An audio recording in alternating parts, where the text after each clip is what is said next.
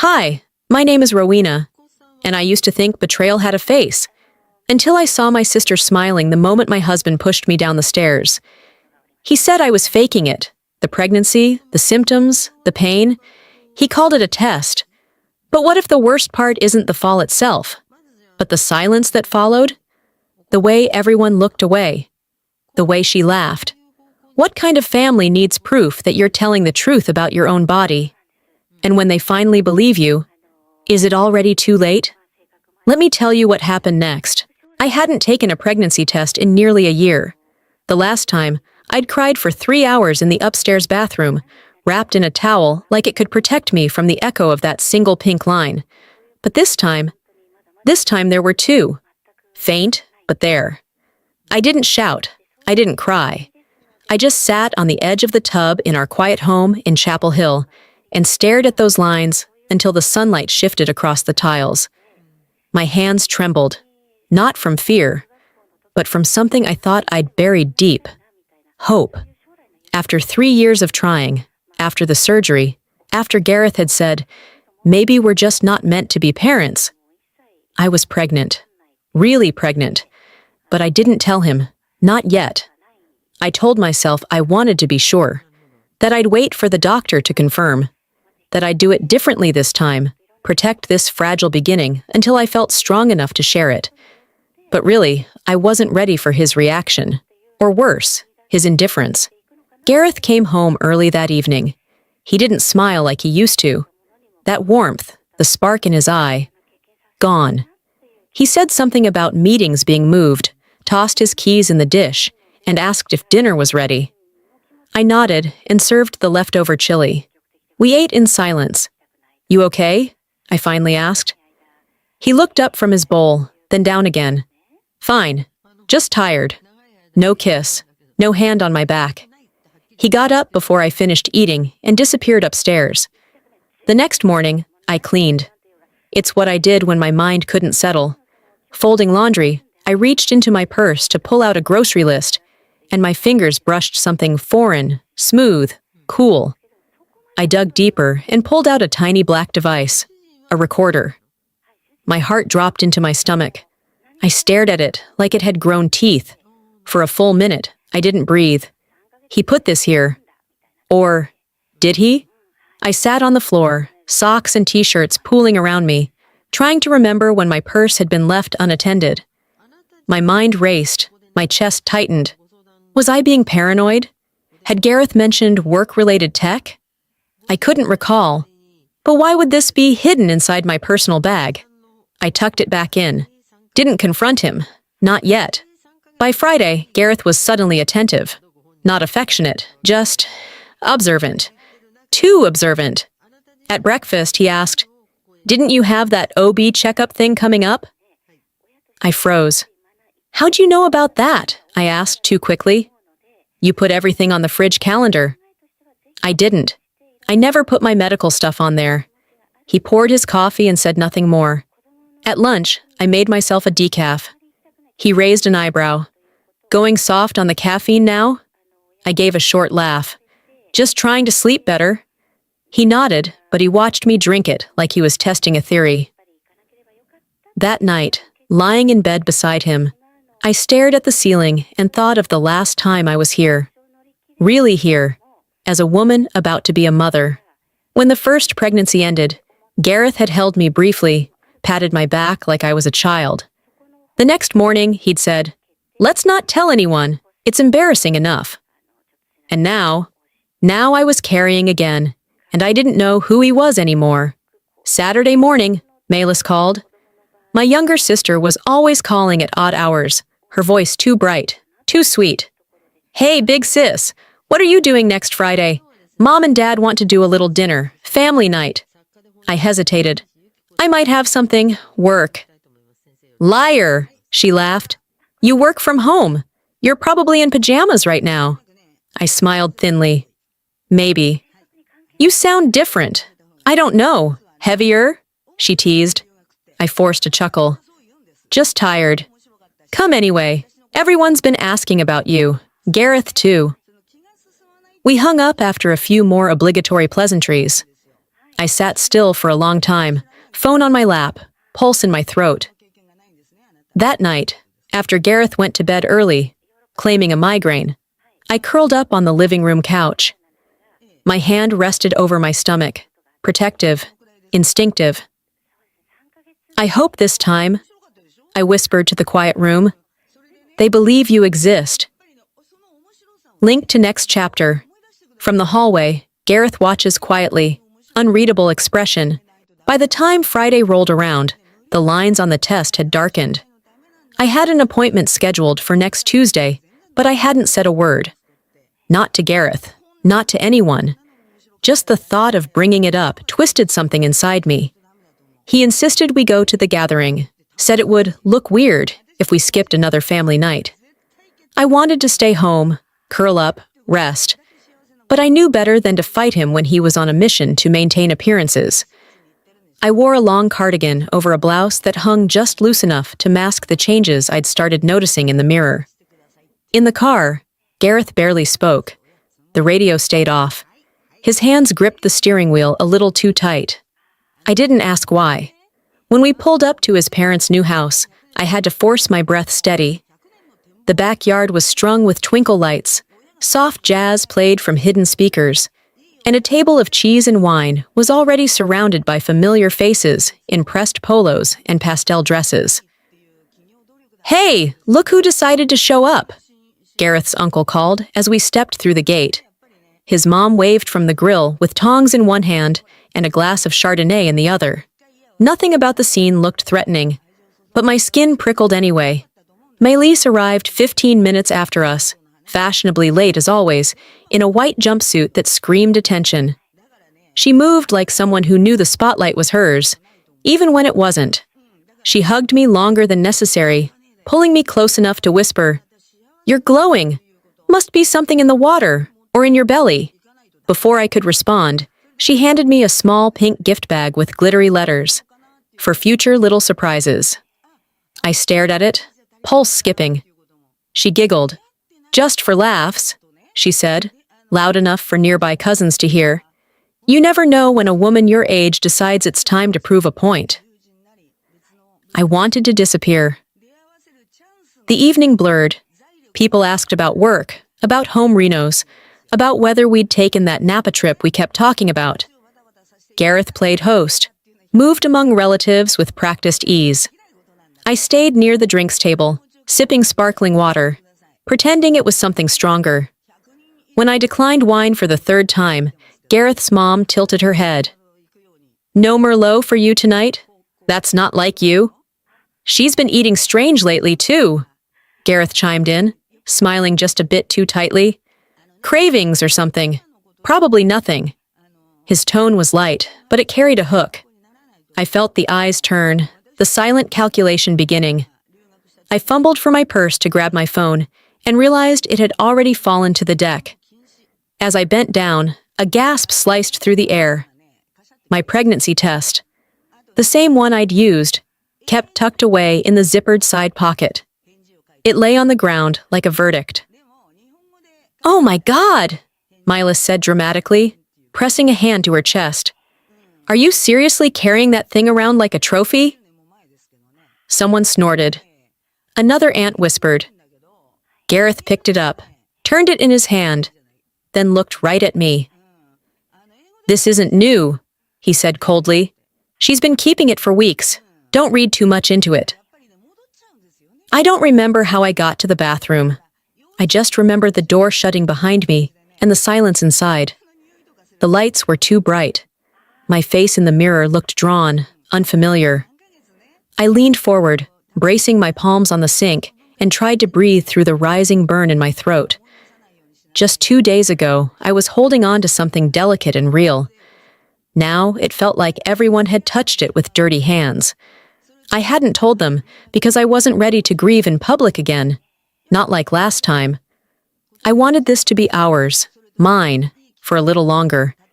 And now they had taken that too. My palm drifted to my stomach. A silent apology, a promise I couldn't speak aloud. When I opened the bathroom door, Maylise stood leaning against the hallway wall, arms crossed. Was that supposed to be your big reveal? She asked, eyes narrowed, lips curled in something that wasn't quite a smile. I didn't answer. I didn't flinch. But inside me, something shifted. Something cold and sharp began to form. Quiet but steady. Link to next chapter. Rowena doesn't answer, but inside, something cold and sharp begins to form. I woke to sunlight pouring in through the blinds, a bright, almost offensive warmth brushing across my face. The other side of the bed was empty. Gareth had left early, or hadn't come back at all. I didn't know which, and I wasn't in the mood to ask. My body felt heavy, not just in the way I'd come to expect in the last few weeks, but in my chest, like I'd slept with bricks stacked on my ribs. The images from last night played behind my eyes like a cruel home movie. Melissa's smug smile, the pink gift bag, the way Gareth didn't even flinch when the test fell out. She's been carrying it for weeks, he'd said, as if I were some delusional woman clinging to a fantasy. That coldness, that wasn't new, but seeing it so publicly made it feel sharper. I sat up slowly, nausea tugging at the edges of my stomach. Not from the pregnancy, but from the humiliation still clawing at me. I hadn't eaten much at the party, and the pit in my gut reminded me of every silent dinner we'd had lately. Somewhere in the distance, I heard birds chirping, the suburban kind of quiet, lawnmowers in the next block, a dog barking once, then silence. I made my way downstairs, set a slice of toast in the toaster, and stared at it until it popped up. I never spread anything on it, just stared at the dry bread and poured myself a half cup of decaf. My doctor's voice echoed faintly. Just avoid full caffeine for now, but decaf is fine. Even that felt like a secret. I sat at the table with the news humming softly in the background.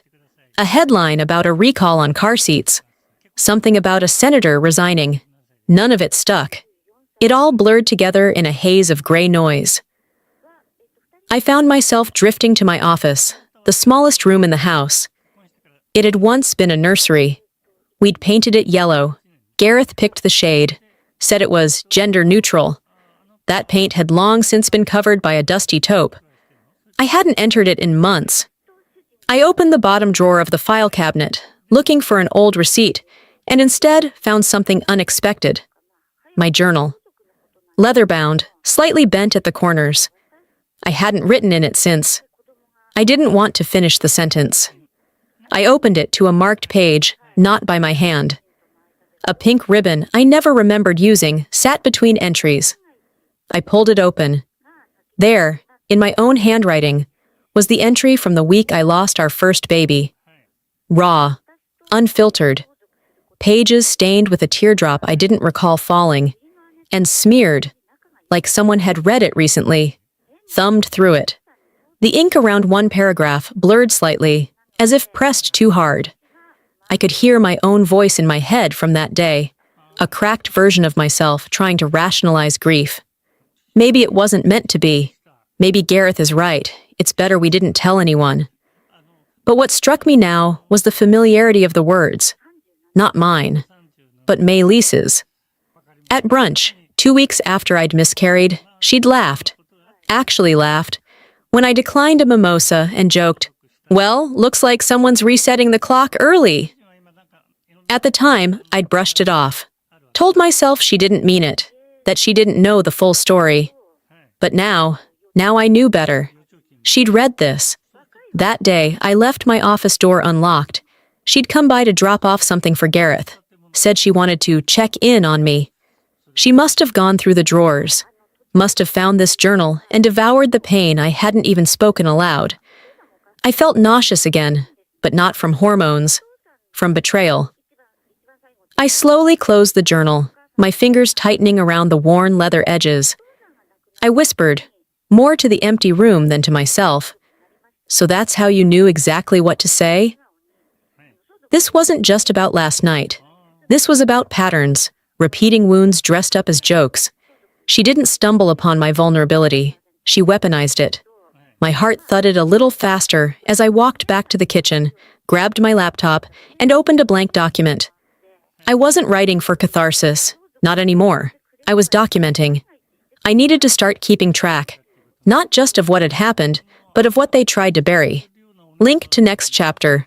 She reaches for her laptop, heart pounding, not to write, but to record what's coming next. There was something about her smile that had stayed with me.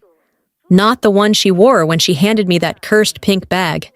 Not even the one she forced when the pregnancy test fell from my purse.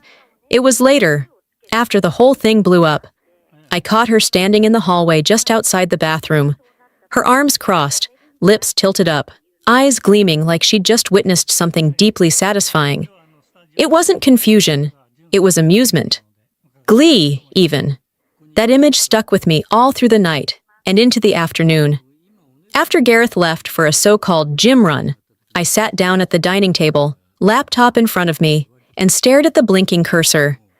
Then, my gaze slid across the room to the corner shelf, where the router for the home security system blinked its steady green. Gareth installed it, for safety, he said. For us. But I'd never been shown how to use it. Never had the login. Never thought to ask, until now. I stood, grabbed a sticky note from the drawer, and called the support line. I used the customer ID from the pamphlet Gareth left in a junk drawer last year. The woman on the phone was polite, a little too helpful.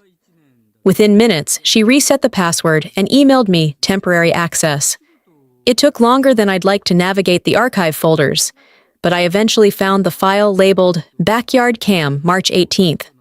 My heart beat louder with each double click. The footage loaded. It showed Gareth's mom arranging cheese platters, cousins laughing over cornhole, then Milas making her entrance, her arms out, all performative charm. I watched myself appear on screen, standing stiff in the corner, with a drink I never sipped. The timestamp said 6:42 p.m. I fast-forwarded. At 7:03, I watched my purse fall. I paused the video, then scrolled ahead. At 7:04:43, black screen. I blinked, leaned in, clicked around. The screen stayed blank for exactly 2 hours. Just static. No audio, no motion, no error message. When the video returned, it was 9:04 p.m., and Gareth's uncle was helping his wife pack up folding chairs. I sat back in the chair, stunned, my mouth dry. I didn't want to jump to conclusions, but the exact window when the chaos happened, the moment the test was discovered, when Milas made her little scene, gone? Coincidence? No. Not with Milas's smirk still etched into my mind. I went upstairs, hoping for quiet. But as I entered the hall, Gareth came out of his office, a towel slung over his shoulder, hair still damp from a shower. "Hey," he said casually. "Didn't expect you home." "I live here," I replied flatly. He gave a tight laugh, drying his hands on the towel. "Right. Just meant I figured you'd go out or something." I stepped past him into the office. He didn't follow. Yet. I opened my laptop again and brought up the footage. The gap. The blank screen. He appeared in the doorway after a beat. "What are you doing?" "Checking the cameras." There was a pause. Then, "Why?" I turned in my chair, looked him square in the face. "Why is there a 2-hour gap in the video from the party?" His smile faltered. "Probably a power glitch. The system's old." "There was no outage, Gareth. I checked Duke Energy's reports for that day. No storms, not even a flicker." He didn't respond. I could feel the temperature drop between us. A strange tightness entered the air. "You're digging a lot lately," he said after a moment. "That's not healthy." I didn't blink. Neither is hiding evidence. His nostrils flared, just barely, but he turned away. "I've got errands." He left without another word. When I was sure he was gone, I reopened the file manager. My fingers moved on autopilot. I exported the file, gap and all, and saved it to a flash drive I encrypted on the spot. Then I deleted the original from the local drive. I stared at the little USB stick in my palm for a moment, its sleek silver body cool to the touch. I whispered, "If they think I'm bluffing, they're going to regret it." The cap clicked into place, sharp and final. My eyes drifted to the front door. Link to next chapter. The flash drive clicks shut as her eyes settle on the front door. I didn't need more confirmation. The missing footage had said everything it needed to. The gap, the carefully timed blackout. It wasn't just a glitch, it was a choice. Like so many choices Gareth and Malis made when they thought I wasn't watching. He was waiting in the living room when I came downstairs, already dressed like we were going to Sunday brunch.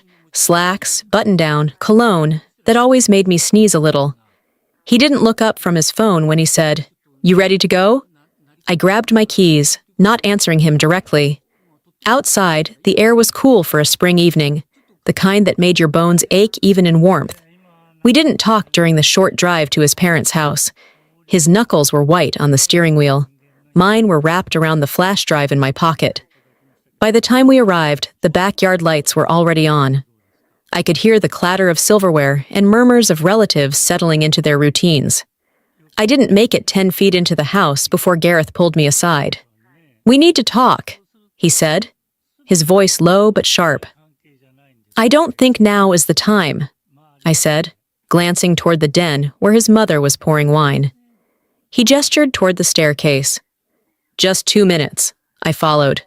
We stopped at the midpoint landing where the walls curved slightly. Gareth turned to face me, hands in his pockets. "So," he began, "are we going to keep pretending?" I blinked. "Pretending what?" He leaned forward, the corner of his mouth twitching in what might have been a smile in another context. "That you're pregnant, that this isn't another one of your games." My blood chilled. "Excuse me? You've done it before, talked about symptoms, acted fragile, got everyone worried for nothing." His eyes didn't blink. "That's not what happened." He tilted his head, as if studying me like a stranger. "You need help, Rowena." And then, in one fluid motion, he placed his hand on my shoulder and pushed. It wasn't hard. It wasn't violent. It was deliberate.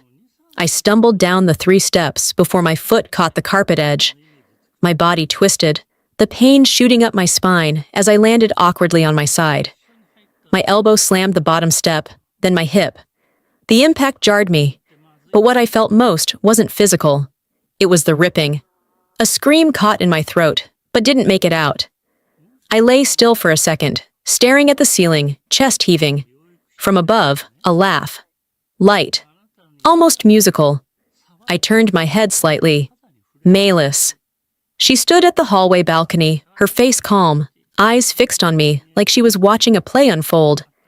She didn't move, didn't ask if I was okay. No one did.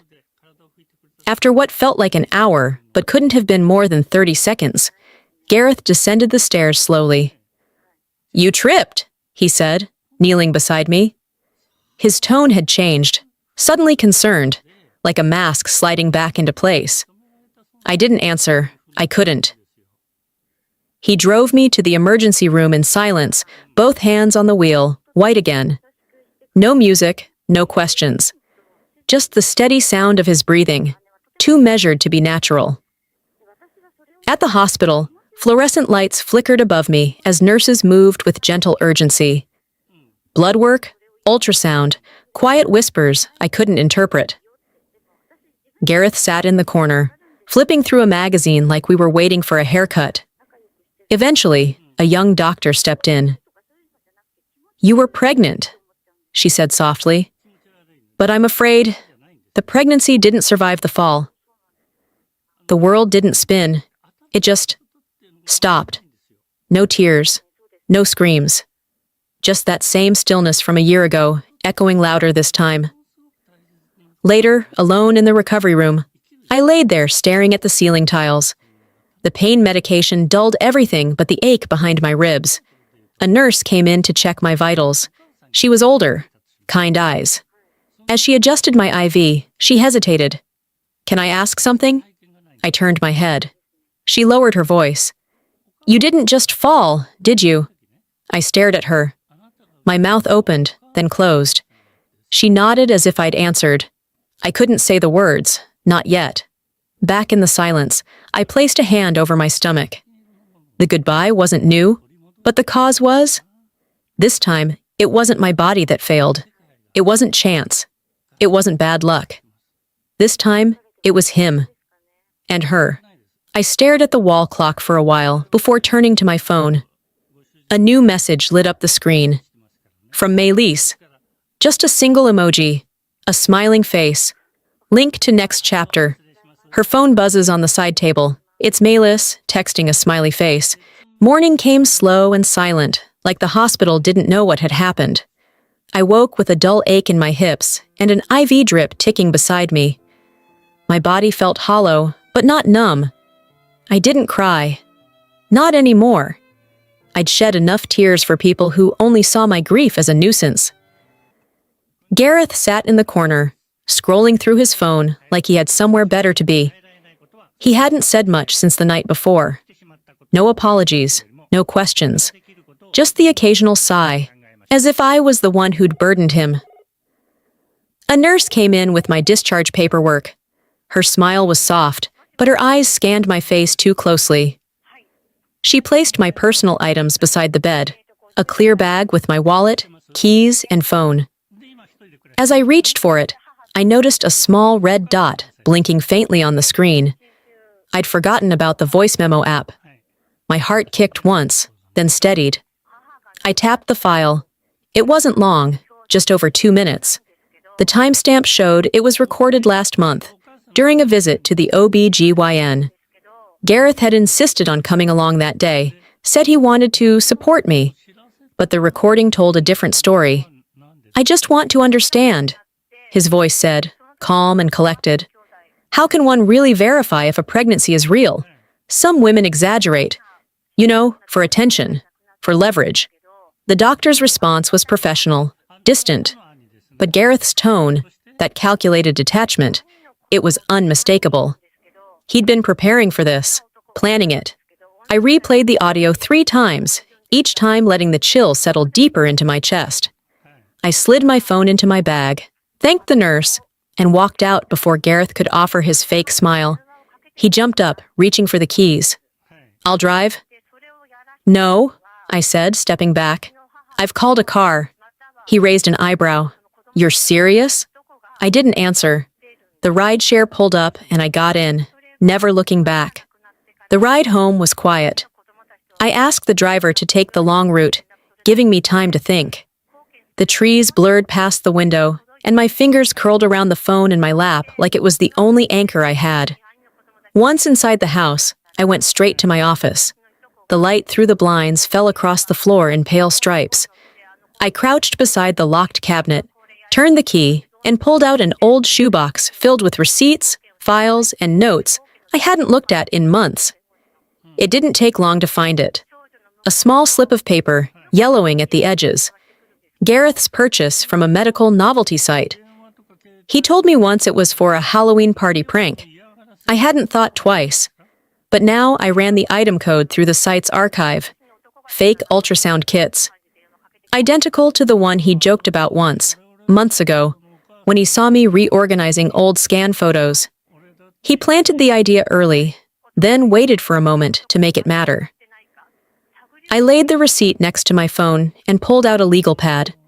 I began writing dates, when Gareth started asking pointed questions, when Maylise made innocent jokes about me being dramatic, when I noticed the shift in how the family treated me.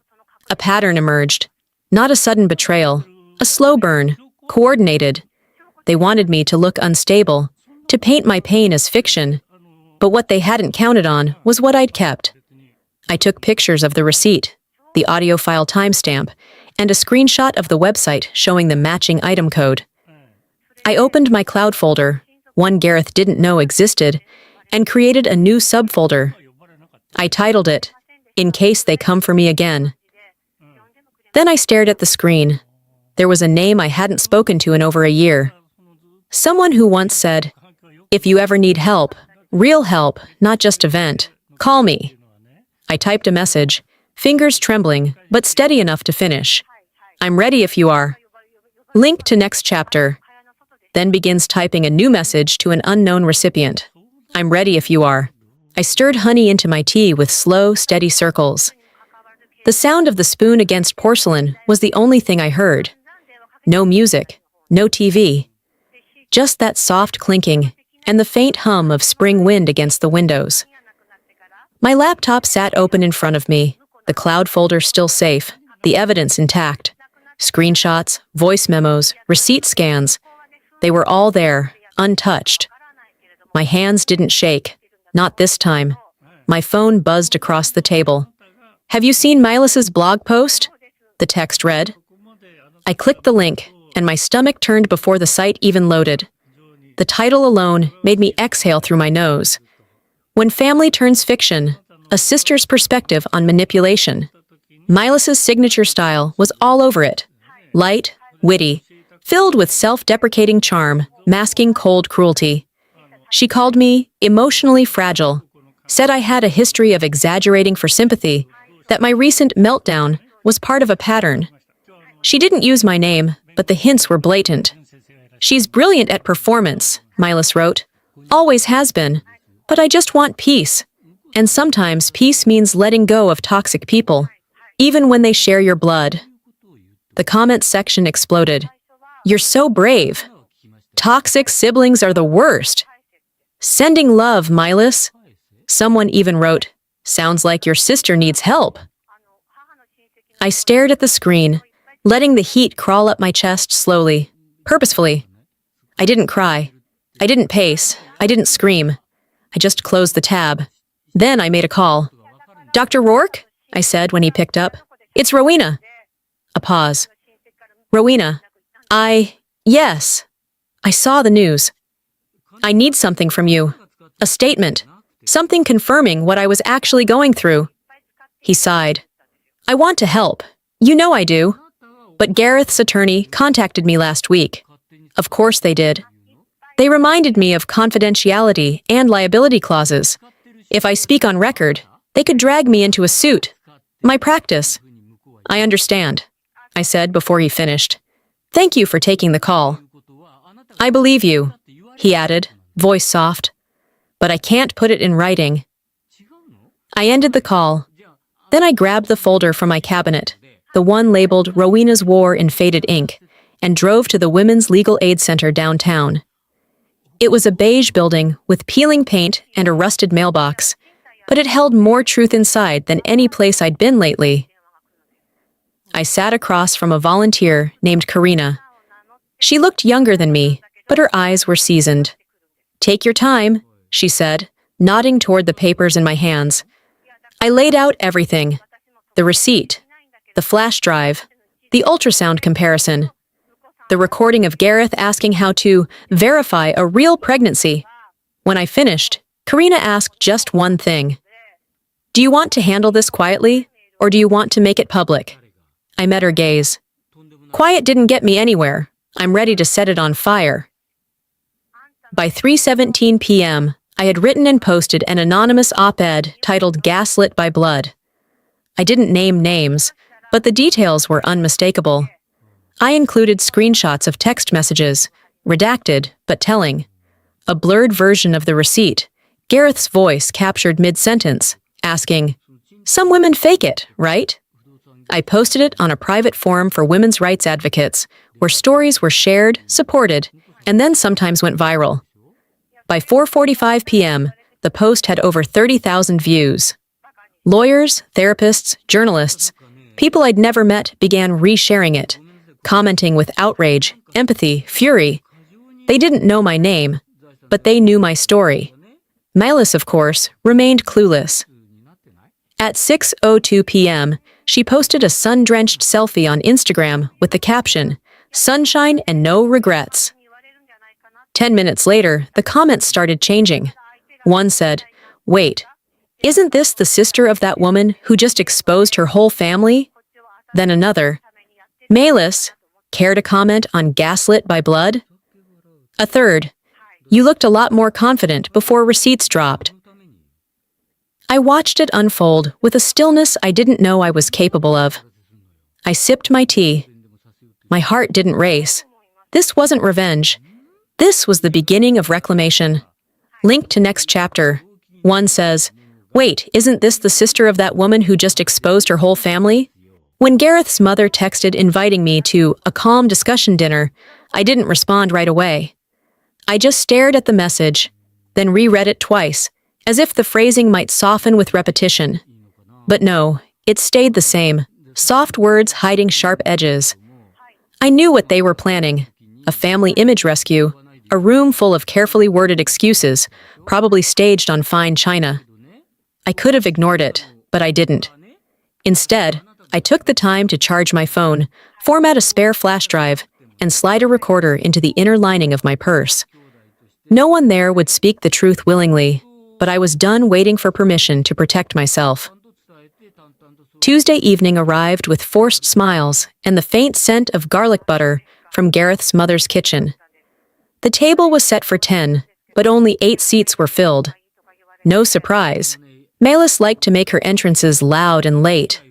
Gareth greeted me at the door like we were still married, like he hadn't thrown my reality down a staircase and watched it shatter. He touched my back. I didn't flinch, but I didn't respond either. We sat. Dinner began with pleasantries. His father asked about my work, something he hadn't acknowledged in years. His mother passed the bread with a well-practiced smile, asking if I'd thought about therapy. Sometimes trauma makes us misinterpret things, she said. Melis arrived 15 minutes in, all silk and smugness, and took her seat across from me. She didn't speak, just raised her glass, as if I were the guest of honor at a roast. Then Gareth's father cleared his throat. "Rowena, we'd like to move past all this, for everyone's sake." That's when I reached into my bag and pulled out the flash drive. I didn't say a word. I just placed it on the table. "What's that?" Gareth asked, his smile brittle. I looked at him. "Proof." He blinked. "Proof of what, exactly?" I turned to his father first. An email Gareth sent his lawyer, 2 weeks before I told anyone I was pregnant, asking how to handle a divorce in the event of a faked pregnancy claim. Gareth leaned forward, voice rising. "You have no right." And attached to that email, I continued, unshaken, was an estate planning document. Line item 26 states, quote, "Should pregnancy be disproven or deemed illegitimate, financial obligation reduced to 0. The room went still. Gareth's mother set down her wine with a clink. His father looked at Gareth, jaw tightening. I wasn't done. I clicked the recorder on my phone and played the next piece. Gareth's voice, unmistakable, echoed through the dining room.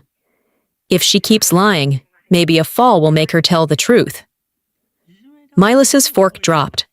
His mother covered her mouth. Gareth paled but didn't move.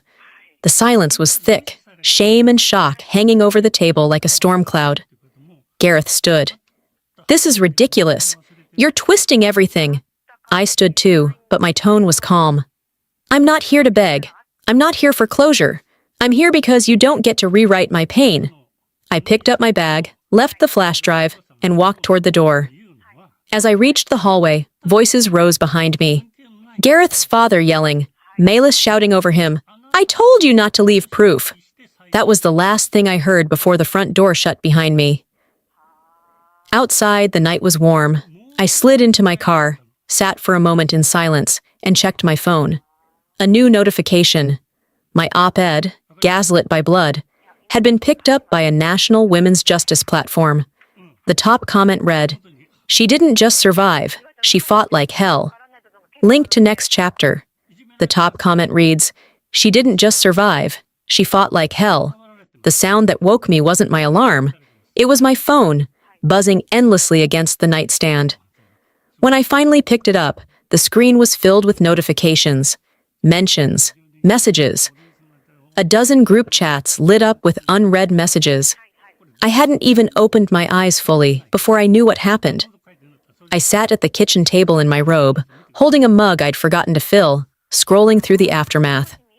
My post, the anonymous exposé, had been picked up by a national women's justice forum. The headline beneath the reshared story read, "She didn't just survive, she fought like hell." Every comment was electric. "She's braver than I could ever be." "I see my sister's story in this." Finally, someone said it. And then there were the sleuths. They had started connecting dots I hadn't even considered. People digging through public records, matching statements. A few even DM'd me with screenshots of Gareth's financial disputes and complaints from former clients.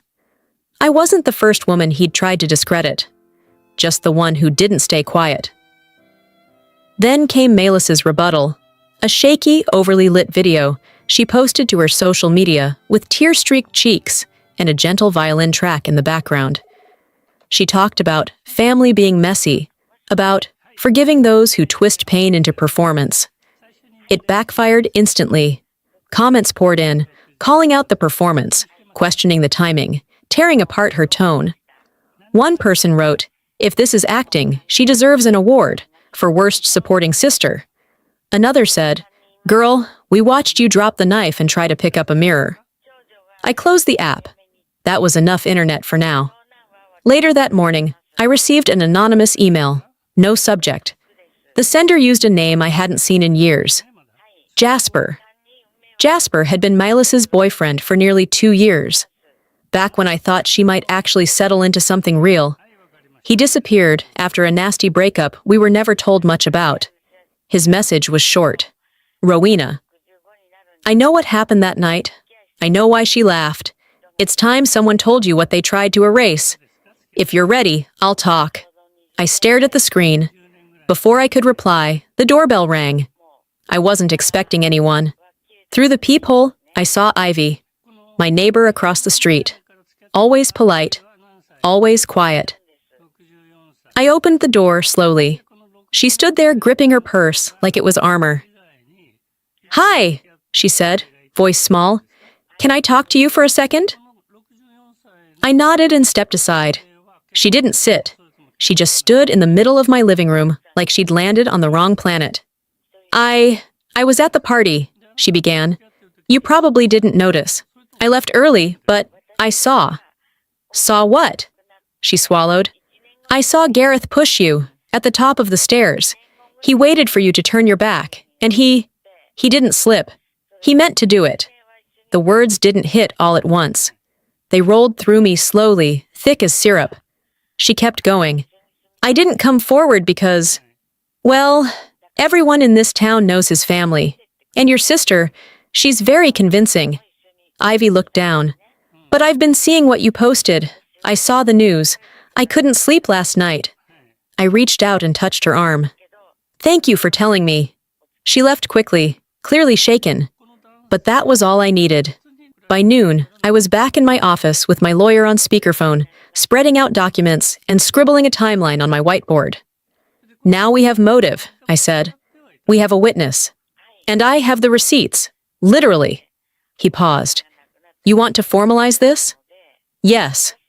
This isn't just about Gareth anymore. It's your sister, too." I stopped writing.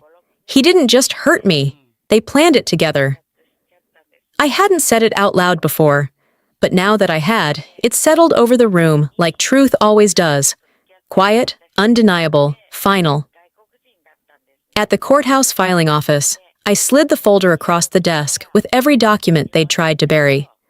The emails, the recordings, Ivy's signed statement, the copy of the receipt. My lawyer scanned the paperwork one last time. "You're sure?" he asked. "Once we file this, it'll be public record. Gareth's reputation, Melis's career, it'll all come crashing down." I looked him in the eye without hesitation. "They didn't think twice about mine." Link to next chapter. Rowena looks him dead in the eye. "They didn't think twice about mine." By Thursday morning, the noise outside was deafening. And yet, both Gareth and Melis had gone silent. Their social media pages, once filled with perfectly filtered smiles and curated quotes about family and forgiveness, were suddenly empty. No posts, no comments, just digital dust where their voices had once echoed daily. But mine? Mine was being echoed everywhere. Media outlets were now spinning the story in every direction. Local woman challenges, domestic gaslighting, and wins the internet. Family trauma goes viral. What happens when the victim keeps receipts? I sat at my dining table again, same place I had read Melis's smug post days earlier. My inbox flooded with messages, some from reporters, others from women I'd never met. Some wrote in pain, some in fury, all of them with versions of the same story. Thank you for speaking when I couldn't. It was heavier than I expected. Later that day, I walked into my attorney's office with a folder of documents and one very specific file. An audio recording from a marriage counseling session Gareth and I had attended 6 months ago. Back then, I'd turned on the recorder because I didn't trust myself to remember how things had really unfolded. Today, I turned it over because the world needed to hear the truth. We sat in his office, papers spread between us. I hit play. On the recording, Gareth's voice was smooth, measured, familiar in all the worst ways. I just think Rowena sometimes embellishes. It's not malicious, but she tends to make things bigger than they are. The counselor's voice was polite, mine, barely audible. I had defended myself quietly, nervously. Back then, I still wanted him to like me. Still believed he might change. My lawyer paused the file.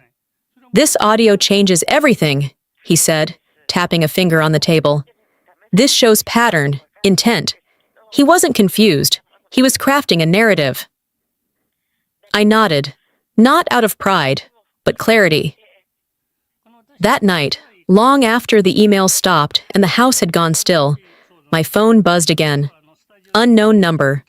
A single emoji popped onto my screen. A laughing face. Followed by one line. "You really think they'll believe you now?" I stared at it for a second before taking a screenshot. Then I forwarded it directly to my lawyer. Miles was still playing the game, but I had rewritten the rules. The next morning, we sat in a quiet conference room at the hospital. Legal counsel, risk management, compliance officers. My attorney and I handed over the folder with everything. Timestamps, the doctor's visit audio, the anonymous screenshot, and Gareth's written statement to hospital administration claiming I had overreacted after stumbling on the stairs. The head of compliance looked at me over her glasses. "You understand, if we move forward with this, we're obligated to investigate every party involved." "I understand," I said. "And you should." Later that day, as I walked back into my home, I felt something shift. Not peace, but power. It wasn't loud. It wasn't dramatic. But it was real. Back at my desk, I opened a blank document. The header was already typed. Statement for press distribution. I didn't need it to go viral. I just needed it to be true. I wrote until the sun dipped behind the trees outside. Every word deliberate. Every sentence a thread pulled tight. I ended with, "Silence doesn't mean surrender. It means I was listening while they buried themselves." I hovered over the publish button. My finger rested there for a full minute.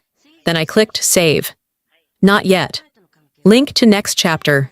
She saves the draft, but doesn't hit publish. Not yet. I arrived at the courthouse 15 minutes early.